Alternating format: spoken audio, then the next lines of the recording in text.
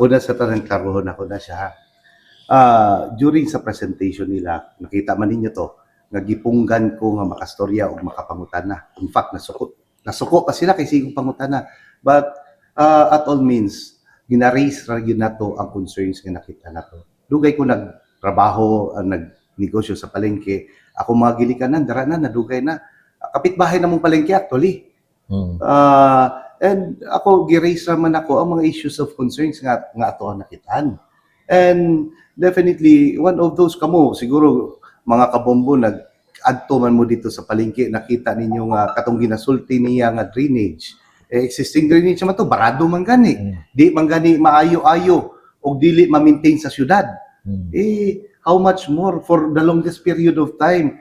Every time mo hatod kog isda dito sa una, galama gyud na dito nga dalan para maminti.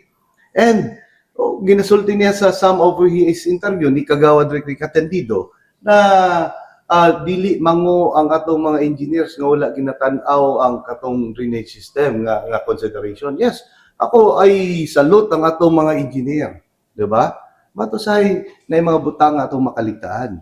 And somehow nakita man nato dito sa presentation nila nga wala gyud dito nakitaan ang atong drainage system nga ginasulti. In fact, gisulti ni Kagawad Atendido nga basyahan sa bligan lang tubig kada gabi. Well, og sila wala gapakita og concern sa mamalitay o sa ato ang mga vendors, then siguro it's also my turn nga buhaton nako ang obligasyon. It might as well nga dili lang nila nakitaan ang kana nga mga problema, pero ang sakit lang ana is mura sila dili ing ana capacitive to accept suggestions. Actually, nakita na ko sa isa ka-coverage ninyo dito, katong tubig dito nga nagpundo, nga after pila ka adlaw, after inyo hanggi expose sa inyong station, dali-dali nga nang limpyo na dayon. And kita pasalamat ko sa inyo sa atong mga media.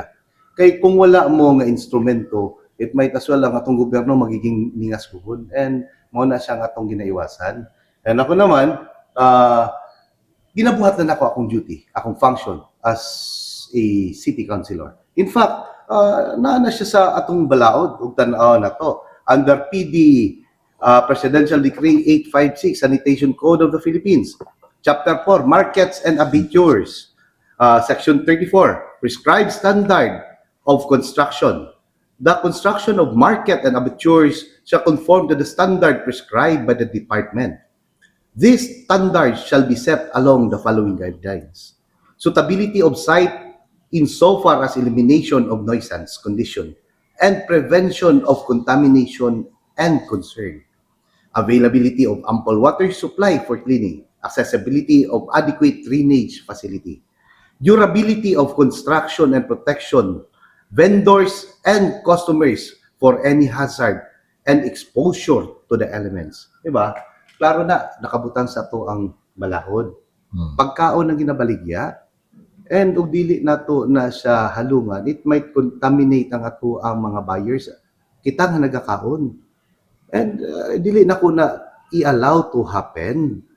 Mao gani na nga nag-adto ta dito to send our suggestion to protect the welfare of the people. And ug gikasakit na nilag buot, problema na nila. Dili na ko na problema. Di ba? Kay kita, ang atong ginasulong, primary concern is ang katawhan. And in fact, di ba, dito sa ato ang nabutang nga for relocation, nakabutang dara protect vendors and customers from any hazard and exposure to the elements. Ang ato ang relocation sa vendors nato sa isda o sa karne dito tapad sa palengke. Ang pangutana unsa ba ang rason nila nga dito i-relocate? Kay tungod nga ang structural stability sa ato ang palengke is dili na sila inga naka-confident, and it's very good. Di ba? Kay ginaprotektahan na to ang atong mga customers o ang ato ang mga vendors. But have they consider if magkaroon og kusog nga linog nga wherein dili nato ma-project ug asa mo bagsak ug asa mga labyog ang mga parte sa struktura. How confident are they nga dili malabyugan katong mga vendors dito sa ilahang kabalhinan? Nga which is duol ra gid kay sa palengke dito sa nasulti nga palengke. Di ba? Asa ang protection ana? Ako lang naman kung before ta mo kan, we have to consider ang daghan nga mga butang that could really give comfort and satisfaction sa atong customers. Mo nang trabaho nato as public servant. Dili nga magningas kugot ta nga makontento ta ug unsa lang makita nato. Kaya at the end of the day, we are serving at the pleasure of the people. Tanawa, 2 to 3 years. Kamu mo antos mo tulo hantod duhan to tulo ka tuig. Una, kung manimaho ng palengke, kinsa pa ang moadto dira para mamalingke. Luoy po atong mga vendors. Ang ilang income dili na mao. Di ba? Mo nang things nga ato ang nakitan. And it really hurts me na kana nga mga bagay gagmay nga butang pero importante na, especially sa gapanginabuhi, especially sa ato nga nagaadto sa palengke. Very important na siya. In fact, nagduol na po sa ko ang taga-public market. Wala daw sila gitagaag assistance for their temporary nga pagkabalhinan. Kabalo naman ta nga panahon sa pandemya karon. Panahon sa pandemya katong mga vendors nato dito uban nato nadautan pug mga balay. Sila at their personal expense ginapahawa sila dito sa pwesto, and I have no question to it kung safety and security ang ginalantaw. But at their own expense pabalhinon sila, gagastos gani ang syudad sa ato ang mga festivity tagpila ka milyon. Kana siya nga sa pila ka bulan sila magantos dili nato ma-assist og tarong. Di ba?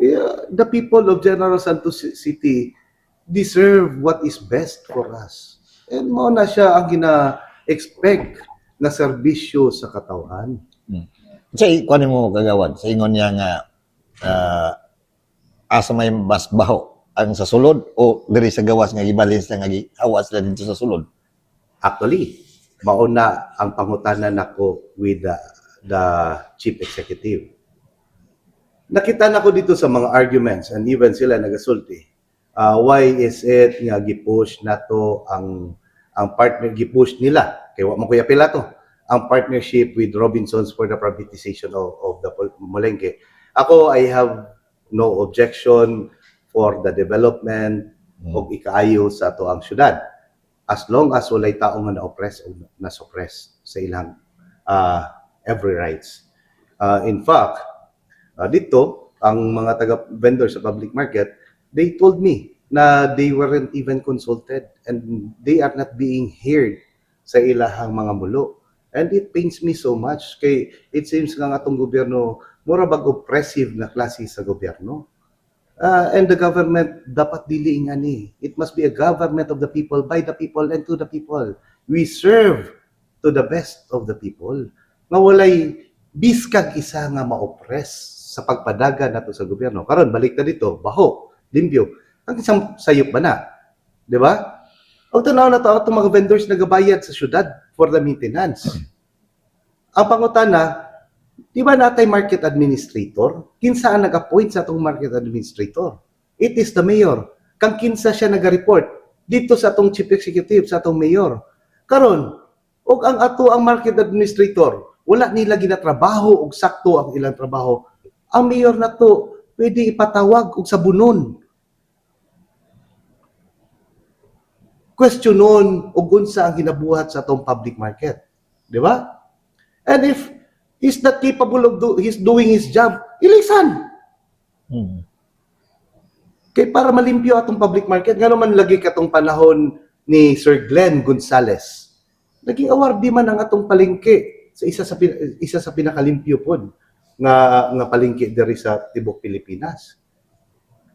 Ang pangutaan na ana, sadya bagyod nila nga pasagdahan ang palengke to reflect to the eyes and nose and ears of the people of General Santos City nga daot ang atong palengke, and it's a big insult sa tuwa. nagpasabot na nga ang atong governance were not doing their job. Ang atong government will not doing their job effectively. And it's very painful, di ba? Una-una na to always, ang syudad na to, ginapadagan sa atong chief executive. Positive or negative nga impression sa atong syudad. Ang mudawat ana is kami nga mga public official, labi na gyud ang atong mayor. Kay siya man ang naga-execute sa mga programa sa atong gobyerno. O gustuhon nato nga malimpyo ang atong palengke, pwede na buhaton. Di ba? Pwede na buhaton. It's just kung paano nimo impose ang disiplina sa katawan. How you do your mandate as the leader, as the head of the city.